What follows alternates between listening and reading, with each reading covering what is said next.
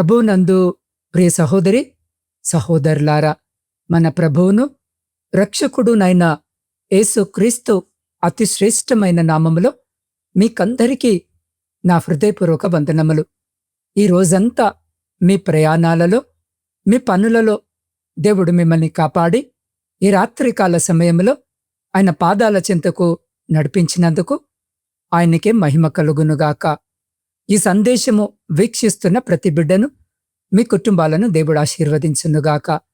రోజంతా పడిన కష్టాలు, భారాలు, రేపటి గురించిన చింతలు అన్నీ పక్కన పెట్టి ఈ రాత్రికాల సమయంలో దేవుని శక్తివంతమైన మాటల ద్వారా మీ హృదయాలను బలపరుచుకోండి. నిరాశ చెందకండి. దేవుడి రాత్రి మీతో మాట్లాడబోతున్నాడు. ఈ నిశ్శబ్ద సమయంలో మీరు ఎన్నో ఆలోచనలతో, బహుశా అలసిపోయిన హృదయముతో ఈ మాటలు వింటూ ఉండవచ్చు. ఈ రాత్రి మీతో ఒక ముఖ్యమైన ప్రశ్న పంచుకోవాలని ఆశపడుతున్నాను. ప్రియులారా, మన జీవితంలో దేవునికి ఇవ్వాల్సిన అత్యున్నతమైన స్థానాన్ని మనకు తెలియకుండానే వేరే దేనికైనా ఇస్తున్నామా? పాపము వల్ల, లోకాశల వల్ల మన ఆత్మీయ జీవితము వెరిగిపోయిందని లోపల ఏడుస్తూ బాధపడుతున్నారా? అయితే మీకొక శుభవార్త. భయపడకండి. దేవుడు ఈ రాత్రి జెఫన్యా ప్రవక్త ద్వారా మనతో ముఖాముఖిగా మాట్లాడబోతున్నాడు. ఆయన పరిశుద్ధత, ఆయన అపారమైన ప్రేమ మరియు విరిగిపోయిన వాటిని తిరిగి సమకూర్చే ఆయన పునరుద్ధరణ శక్తి, ఈ 3 గొప్ప సత్యాలు మన జీవితాలను ఎలా అద్భుతంగా మార్చబోతున్నాయో ఈ రాత్రి మనము లోతుగా ధ్యానిద్దాం. మొదటి నిమిషము నుండి చివరి ప్రార్థన వరకు దేవుని స్వరానికి మీ హృదయాన్ని అప్పగించండి. దేవుడు మీతోనే మాట్లాడుతున్నాడు. ఈ ఆత్మీయ ప్రయాణంలోనికి వెళ్లే ముందు మనము కళ్ళు మూసుకొని ఆ పరమ తండ్రి సన్నిధిని అడుగుదాం. మా ప్రియ పరలోకపు తండ్రి, కృపాసత్య సంపూర్ణుడా, నీ పరిశుద్ధ నామానికి కోటాను కోట్ల స్తుతులు, స్తోత్రాలు. అయ్యా, ఈ సమయంలో ఈ సందేశాన్ని వింటున్న నీ బిడ్డలను నీ హృదయానికి హత్తుకోండి. ఈరోజు జెఫన్యా గ్రంథం ద్వారా మేము నేర్చుకోబోతున్న ఆత్మీయ పాఠాలకై నీకు వందనాలు. ప్రభువా, వినగలిగిన చెవులను, గ్రహించగలిగిన మనస్సును, లోబడే హృదయాన్ని మాకు దయచేయండి. దేవా, ఎందరో ఒంటరితనముతో, నిరాశతో, కుటుంబ సమస్యలతో విరిగిపోయి ఉన్నారు. వారందరికీ నీ వాక్యము ద్వారా నెమ్మదిని ప్రసాదించండి. నీ పరిశుద్ధాత్మ సహాయమును మాకు అనుగ్రహించుమని మా ప్రభువును రక్షణకర్తయునైన యేసుక్రీస్తు అతి శ్రేష్టమైన నామములో అడిగి పొందుకొని ఉన్నాము పరమ తండ్రి. ఆమెన్. నా ప్రియమైన సహోదరి సహోదరులారా, ఈ సమయము కొరకు జెఫన్యా గ్రంథములో మొదటి ఆత్మీయ పాఠాన్ని మనము జాగ్రత్తగా గమనిద్దాం. మన జీవితంలో దేవుని కంటే ఎక్కువ ప్రాధాన్యత మనము దేనికైనా ఇస్తే అది ఖచ్చితంగా విగ్రహ ఆరాధన అవుతుంది. మన దేవుడు పరిశుద్ధుడు. ఆయన తన మహిమను మరెవరికి ఇవ్వడు. విగ్రహ ఆరాధన అనగానే మనకు వెంటనే గుర్తుకు వచ్చేది విగ్రహాలు లేదా మనుషులు చేసిన బొమ్మలు. కానీ బైబిల్ గ్రంథము విగ్రహ ఆరాధన గురించి అంతకంటే ఎంతో లోతైన, హృదయాన్ని కదిలించే హెచ్చరికనిస్తుంది. మన హృదయంలో దేవుని కంటే ఎక్కువ స్థానాన్ని, ఎక్కువ ప్రేమాభిమానాలను మనము దేనికైనా ఇస్తే అది మనిషి కావచ్చు, డబ్బు కావచ్చు, మన ఉద్యోగము కావచ్చు, లేదా మన అందము, అంతస్తు కూడా కావచ్చు. అది దేవుని దృష్టిలో విగ్రహ ఆరాధన అవుతుంది. ఈరోజు కొత్త నిబంధన వెలుగులో అసలైన విగ్రహారాధన అంటే ఏమిటో మనము తెలుసుకోవాలి. దేవుడు తన మహిమను ఎందుకు పంచుకోడు? దాని నుండి మనల్ని మనము ఎలా కాపాడుకోవాలో వాక్యము ద్వారా చూద్దాం. పాత నిబంధన కాలములో జెఫన్యా వంటి ప్రవక్తలు భౌతికమైన విగ్రహాల గురించి, ఆరాధన గురించి ప్రజలను హెచ్చరించారు. కానీ నూతన నిబంధనలోనికి వచ్చేసరికి అపోస్తలుడైన పౌలు దీనిని నేరుగా మన హృదయ స్థితికి ముడిపెట్టాడు. కొలస్సీలకు రాసిన పత్రిక 3వ అధ్యాయము 5వ వచనములో పౌలు ఒక అద్భుతమైన మాట అంటాడు. విగ్రహ ఆరాధనైన ధనాపేక్షను, దురాశను చంపివేయడి అని.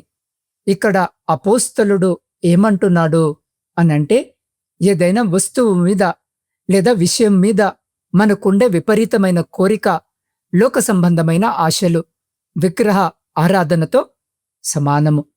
మన సంతోషము కోసము, మన తృప్తి కోసము దేవుని కంటే ఎక్కువగా మనము దేని మీద ఆధారపడుతున్నామో, ఏది లేకపోతే నేను బ్రతకలేను అని అనుకుంటున్నామో అదే మన హృదయంలో ఉన్న అసలైన విగ్రహము. అలాగే యెషయా గ్రంథము 42వ అధ్యాయము 8వ వచనములో తండ్రి అయిన దేవుడు గంభీరంగా ప్రకటిస్తున్నాడు. యెహోవాను నేనే, ఇదే నా నామము, మరి ఎవనికిని నా మహిమను నేనిచ్చువాడను కాను. నాకు రావలసిన స్తోత్రము మరి దేనికి చెందనీయను అని. అవును ప్రియులారా, దేవుడెందుకు తన మహిమను పంచుకోడు? ఆయన స్వార్థపరుడా? కానే కాదు. ఆయన సృష్టికర్త. సృష్టికర్తకు చెందాల్సిన గౌరవాన్ని సృష్టించబడిన వస్తువులకిస్తే అది సృష్టి క్రమానికి పూర్తిగా విరుద్ధం. హెబ్రీలకు రాసిన పత్రిక 12వ అధ్యాయము 25వ వచనము సెలవిస్తుంది, మన దేవుడు దహించు అగ్ని అయి ఉన్నాడు, ఆయన పరిశుద్ధత ముందు ఏ అపవిత్రత నిల్వలేదు అని. ప్రియ సహోదరి సహోదరులారా, ఈ రోజుల్లో మనము దేవుని కంటే వేటికి ఎక్కువ ప్రాధాన్యతనిస్తున్నామో ఒక్కసారి మన గుండె మీద చేవేసుకొని ఆలోచిద్దాం. మొదటిదిగా ప్రియులారా, ఈ రోజుల్లో మనము దేవుని కంటే దేనికి ఎక్కువ ప్రాధాన్యతనిస్తున్నామో ఒక్కసారి మన హృదయంపై చేయి వేసుకొని ఆలోచిద్దాం. మొదటిగా ధన వ్యామోహము. యేసు ప్రభు స్వయంగా చెప్పారు, మీరు దేవునికిని సిరికిని దాసులుగా ఉండనేరరు అని. మత్తయి సువార్త 6వ అధ్యాయము 24వ వచనంలో స్పష్టముగా ఈ మాట రాయబడి ఉంది. మనకు డబ్బు అవసరమే, కాని ఆ డబ్బు దేవుని స్థానాన్ని ఆక్రమిస్తే, డబ్బు కోసము మనము ప్రార్థనను, దేవుని సన్నిధిని అలక్ష్యము చేస్తే అది పెద్ద విగ్రహంగా మారిపోతుంది. రెండవదిగా ప్రేమ మరియు బంధాలు. భార్య, భర్త, పిల్లలు లేదా స్నేహితులు దేవుని కంటే ఎక్కువైతే, వారి సంతోషము కోసము మనము దేవుని ఆజ్ఞలను అతిక్రమిస్తే అది కూడా విగ్రహ ఆరాధనే అవుతుంది. మూడవదిగా స్వయం ఆరాధన. అంటే నా ఇష్టం, నా క్యారీర్, నా సుఖము, నా సంతోషం అంటూ మన గురించి మాత్రమే మనము స్వార్థంగా ఆలోచించడం. ఇది గర్వంతో కూడిన భయంకరమైన విగ్రహ ఆరాధన. నా ప్రియ సహోదరి సహోదరుడా, దేవుని వాక్యము సెలవిస్తుంది, దేవుడు ఆలస్యము చేస్తాడు కాని ఎన్నడూ తన బిడ్డలను విస్మరించడు. ఒకవేళ విగ్రహ ఆరాధన మన జీవితంలో ఉంటే ఎలాంటి పరిణామాలు వస్తాయో తెలుసా? మొదటిగా ఆత్మీయ అంధకారము మనల్ని అలుముకుంటుంది. దేవునికివ్వాల్సిన చోటు వేరే దానికిస్తే మన ప్రార్థనలు అడ్డుకోబడతాయి. దేవుని స్వరము మనకు వినబడదు. రెండవదిగా జీవితంలో శాంతి లేకుండా పోతుంది. లోకములో ఉన్న విగ్రహాలు అనగా డబ్బు, మనుషులు, హోదా మనకు తాత్కాలిక సంతోషాన్నిస్తాయేమో కాని హృదయానికి శాశ్వత సమాధానాన్ని ఎప్పటికీ ఇవ్వలేవు. మూడవదిగా దేవుని తీర్పు వస్తుంది. నూతన నిబంధన గ్రంథము తీవ్రంగా హెచ్చరిస్తుంది, విగ్రహ ఆరాధికులు దేవుని రాజ్యమునకు వారసులు కానేరని. కొరింథీయులకు రాసిన మొదటి పత్రిక 6వ అధ్యాయము 9-10 వచనాలు సుస్పష్టము చేస్తున్నాయి. మరి ఈ విగ్రహ ఆరాధన నుండి మనమెలా బయటపడాలి అని రాత్రి మనం ఆలోచిస్తే దేవుడు మనకు మార్గాన్ని చూపిస్తున్నాడు. మొదటిగా ఒప్పుకోలు. మన హృదయంలో దేవుని కంటే దేనికి ఎక్కువగా ప్రాధాన్యతనిస్తున్నామో పవిత్రాత్మ వెలుగులో గుర్తుపట్టి దానిని దేవుని ఎదుట ఒప్పుకోవాలి. రెండవదిగా ప్రథమ స్థానాన్ని దేవునికే ఇవ్వాలి. మత్తయి సువార్త 6వ అధ్యాయము 33వ వచనము ప్రకారము, మొదట ఆయన రాజ్యమును నీతిని వెతుకుడి, అప్పుడవన్నీ మీకు అనుగ్రహింపబడును అన్న వచనము ప్రకారము మన సమయము, మన సంపదాన, మన ఆలోచనలో దేవునికి మొదటి స్థానం ఇవ్వాలి. మూడవదిగా మన హృదయాన్ని కాపాడుకోవాలి. యోహాను రాసిన మొదటి పత్రిక 5వ అధ్యాయము 21వ వచనములో యోహాను భక్తుడు తన పత్రిక ముగిస్తూ చివరిగా చెప్పిన ప్రేమపూర్వకమైన మాట, చిన్నపిల్లలారా, విగ్రహముల నుండి మిమ్మును మీరు కాపాడుకోండి. దేవుని బిడ్డలారా, మిమ్మల్ని మీరు కాపాడుకొనుడి అని. అవును నా ప్రియ దేవుని బిడ్డలారా, దేవుడు మనల్ని అమితంగా ప్రేమిస్తున్నాడు. అందుకే ఆయన మన హృదయము పూర్ణముగా ఆయనకే చెందాలని కోరుకుంటున్నాడు. లోక విగ్రహాలు మనల్ని బానిసలుగా చేస్తాయి, కాని సజీవుడైన దేవుడు మనల్ని స్వతంత్రులుగా చేస్తాడు. ఈరోజే మీ హృదయ పీఠము మీద యేసయ్యను కూర్చోబెట్టండి. ఆయనిచ్చే మహిమ, సమాధానము మీ జీవితాన్ని, మీ కుటుంబాన్ని అద్భుతంగా మారుస్తాయి. ప్రియ సహోదరి, సహోదరుడా, ఈ సమయంలో నేను ఒక చిన్న నిజ జీవిత సాక్ష్యాన్ని మీతో పంచుకోవాలని ఆశపడుతున్నాను. దేవుని ప్రేమ ఎంత గొప్పదో మీకు అర్థమవుతుంది. ఒక నగరంలో ఒక యవనస్తుడు ఉండేవాడు. అతనికి తన ఉద్యోగము, తన సంపదాన, తన స్నేహితులే లోకము. దేవుని సన్నిధికి వెళ్ళడానికి అతనికి సమయము ఉండేది కాదు. ప్రార్థన అంటే నిర్లక్ష్యం. ఒకరోజు హఠాత్తుగా అతను నమ్ముకున్న వ్యాపారము పూర్తిగా దెబ్బతినిపోయింది. స్నేహితులు తనను ఒంటరి చేసి వెళ్ళిపోయారు. తన కుటుంబంలో తీవ్రమైన కలహాలు, మనశ్శాంతి కరువైంది. ఎటు చూసినా చిమ్మ చీకటి.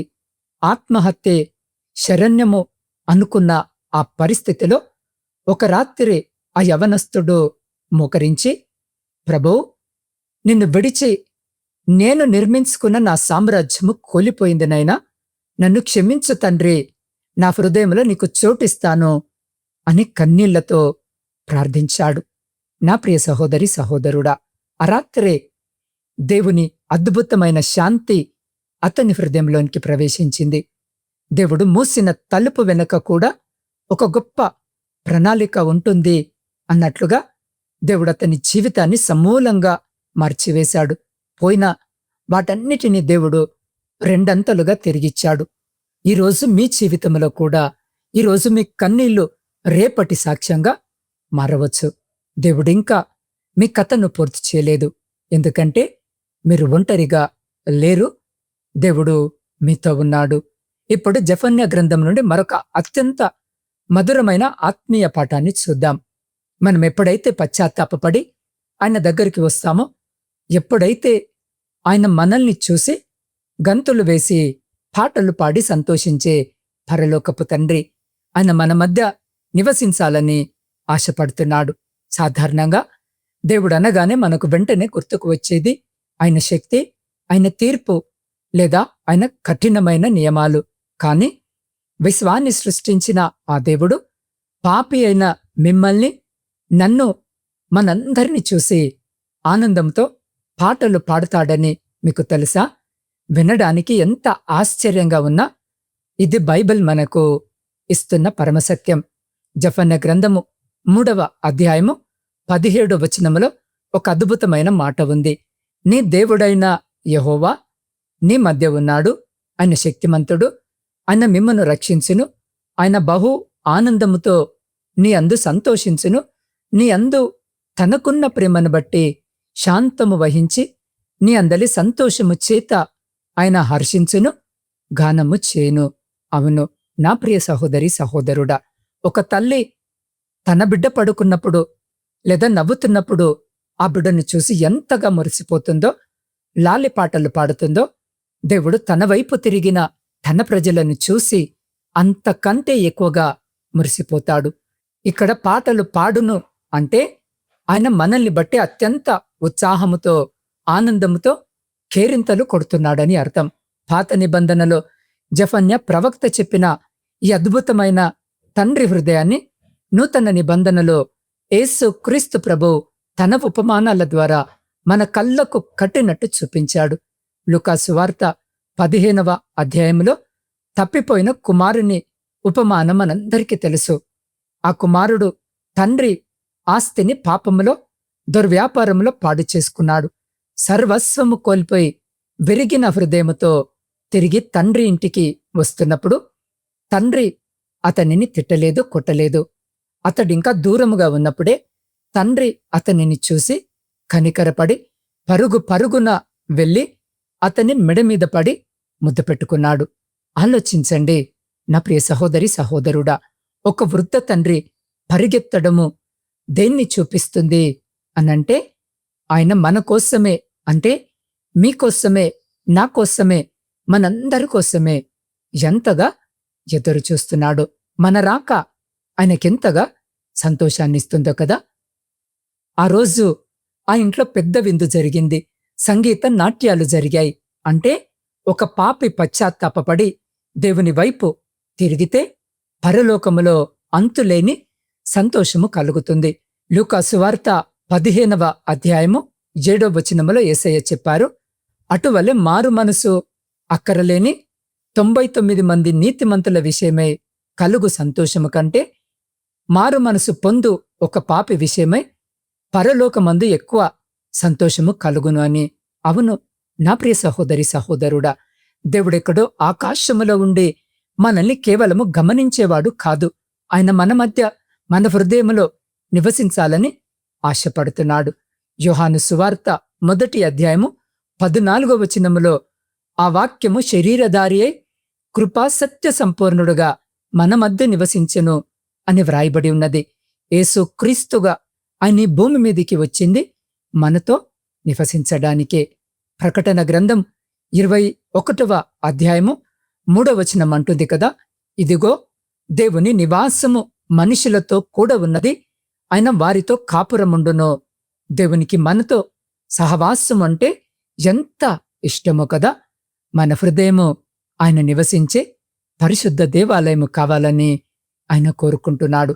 ప్రియ సహోదరి సహోదరుడా, దేవుడు మనల్ని చూసి పాట పాడుతున్నాడని తెలిసినప్పుడు మన జీవితంలో 3 అద్భుతమైన మార్పులు వస్తాయి. మొదటిగా, మనలో ఉన్న సమస్త భయము, ఆందోళన తొలగిపోతాయి. దేవుడు నన్ను శిక్షిస్తాడు అన్న భయము పోయి నన్ను ప్రేమిస్తాడు, ఆదరిస్తాడు అన్న ధైర్యము వస్తుంది. ఆయన తన ప్రేమతో మన హృదయాన్ని శాంతింపజేస్తాడు. రెండవదిగా, మన విలువ పెరుగుతుంది. ఈ లోకము మిమ్మల్ని తక్కువ చేసి చూడవచ్చు, మీ సొంత వారే మిమ్మల్ని తృణీకరించవచ్చు. కాని విశ్వాన్ని సృష్టించిన సర్వాధికారి మిమ్మల్ని చూసి మురిసిపోతూ పాట పాడుతున్నాడు అనంటే ఆయన దృష్టిలో మీ విలువ ఎంత గొప్పదో ఒక్కసారి ఆలోచించండి. మూడవదిగా, మనము ఆయనను తిరిగి పూర్ణ హృదయంతో ప్రేమిస్తాం. ఆయన మనల్ని ఇంతగా ప్రేమిస్తున్నప్పుడు మనము కూడా ఆయనకిష్టమైన బిడ్డలుగా బ్రతకాలని ఆశపడతాం. నా ప్రియ దేవుని బిడ్డలారా, ఈ రాత్రి మీరు ఎలాంటి భయంకరమైన స్థితిలో ఉన్నా, గతంలో ఎన్ని తప్పులు చేసినా సరే, ప్రార్థన ఎప్పుడు కూడా వృధా కాదు. ఒక్కసారి మనస్ఫూర్తిగా ఆ పరలోకపు తండ్రి వైపు తిరగండి. తిరిగి, ప్రభువా నన్ను క్షమించు, నా విరిగిపోయిన జీవితాన్ని నాయన నీ చేతుల్లో పెడుతున్నాను అని అడగండి. మీరు ఆయన దగ్గరకు రాగానే ఆ తండ్రి తన హృదయాన్ని విప్పి మిమ్మల్ని కౌగిలించుకుంటాడు. మీ గతాన్ని, మీ పాపాలను తూర్పునకు పడమరకు ఉన్నంత దూరముగా తుడిచివేసి మిమ్మల్ని చూసి ఆనందముతో పాటలు పాడుతూ హర్షిస్తాడు. ఆయన మీ మధ్య, మీ కుటుంబంలో నివసించడానికి సిద్ధముగా ఉన్నాడు. మరి మీరు సిద్ధముగా ఉన్నారా? ఒకవేళ ఈ రాత్రి మీరు సిద్ధముగా ఉంటే కళ్ళు మూసుకొని మీరున్న స్థితిలోనే వీలైతే మోకరించి లేదా నిలబడి ఉండి ఆకాశము వైపు మీ 2 చేతులెత్తి హృదయపూర్వకంగా నాతో పాటి ప్రార్థనలో ఏకీభవించండి. మా జీవము గల ప్రియ పరలోకపు తండ్రి, మీ సజీవము ఆయన నామాన్ని బట్టి స్తుతులు, స్తోత్రాలు, వందనాలు. అయా నీ అపారమైన ప్రేమకై, నీ పరిశుద్ధతకై నీకు వందనాలు తండ్రి. రాత్రివేళ నీ వాక్యాన్ని విని హృదయాలు విరిగిపోయి కన్నీళ్లతో ఉన్న నీ బిడ్డల ప్రతి ప్రార్థనను మీరు ఆలకించండి ప్రభువా. ఎవరైతే లోకాశల వెనుక పరిగెత్తి మన శాంతిని కోల్పోయారో వారందరినీ నీ ప్రేమ వైపు తిప్పుకోండి. యేసయ్యా, ఈ సందేశము వింటున్న ప్రతి కుటుంబంలో ఉన్న సమస్యలను, కలహాలను, ఒంటరితనాన్ని యేసు నామములో లయము చేస్తున్నాను. నీ దహించు అగ్ని వంటి పరిశుద్ధతతో వారి హృదయాలను పవిత్రపరచండి. దేవా, నీ వాగ్దానాల ప్రకారం వారి కన్నులను తుడిచి వారిని చూసి నువ్వు సంతోషించి పాటలు పాడే భాగ్యాన్ని దయచేయండి. వారు ఒంటరి వారు కారు, నువ్వు వారికి తోడుగా ఉన్నవనే ధైర్యాన్ని వారి ఆత్మలో నింపండి తండ్రి. రేపటి దినమున వీరంతా నీ అద్భుతమైన సాక్ష్యాలుగా నిలబడినట్లు దీవించండి. మా ప్రార్థన ఆలకించినందుకు వందనాలు చెల్లిస్తూ మా ప్రభువును ప్రియరక్షకుడైన యేసు క్రీస్తు సర్వశక్తిగల నామములో ప్రార్థించి స్తుతించి అడిగి పొందుకొని ఉన్నాము పరమతండ్రి. ఆమెన్. నా ప్రియమైన దేవుని బిడ్డలారా, ఈ ఆత్మీయ సందేశము మీ హృదయాన్ని తాకినట్లయితే ఇప్పుడే ఈ వీడియోను లైక్ చేసి గాయపడిన మరికొన్ని హృదయాలను ఆదరించడానికి ఈ వీడియోను మీ కుటుంబ సభ్యులతో మరియు స్నేహితులతో తప్పకుండా పంచుకోండి. ప్రతిరోజు సాయంత్రం 7 గంటలకు ప్రచురించబడే ఈ దైవిక ఆత్మీయ ప్రయాణంలో నాతో కలిసి నడవడానికి నా ఛానల్ని తప్పకుండా సబ్స్క్రైబ్ చేసుకోండి. మీ యొక్క ప్రత్యేకమైన ప్రార్థన అవసరాలను స్క్రీన్పై కనిపిస్తున్న నా వాట్సాప్ నంబరు కానీ క్రింద ఉన్న కామెంట్ బాక్స్లో కానీ తెలియజేయండి. నేను మీకోసం నిరంతరము ప్రార్థిస్తాను. దేవుడు మిమ్మల్ని, మీ కుటుంబాలను సమృద్ధిగా దీవించునుగాక.